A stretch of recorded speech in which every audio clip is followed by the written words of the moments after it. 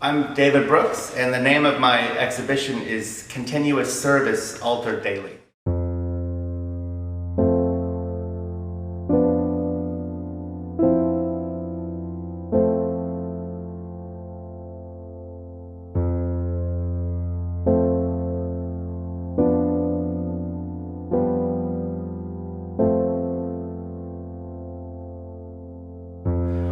The idea behind Continuous Service Altered Daily is to try and encapsulate or articulate oneself inside of an ecosystem.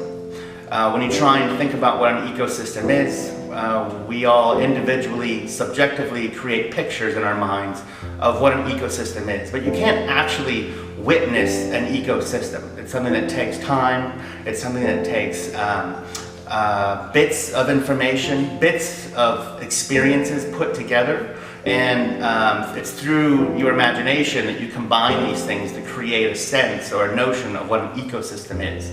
But we can't really see ourselves inside of it, even though we know that we are. So the project is really purposefully complicated. Many layered aspects of museum displays, how a natural history museum functions, or any kind of museum that displays artifacts, things that are decontextualized out of their original environment.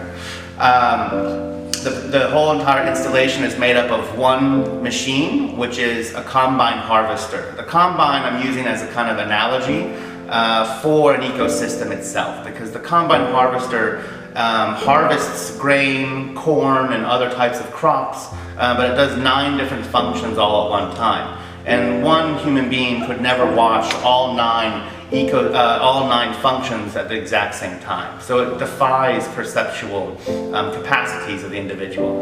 The combine harvester has been disassembled and kind of strewn across the entire first floor of the museum, starting outside in the front, through the atrium lobby, through the Lear Gallery, and then on and back to the rear sculpture garden, almost like a parade or procession.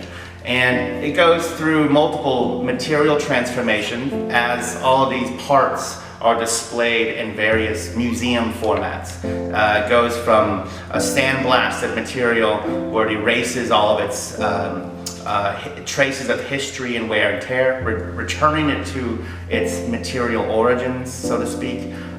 Before that, though, all the pieces are left in their 40-year-long wear and tear history. After the sandblasting, then the pieces that are next in the parade or procession or asteroid field are all brass plated, so that kind of elevates the object of the cogs and bits of the combine harvester to a kind of museological or precious object.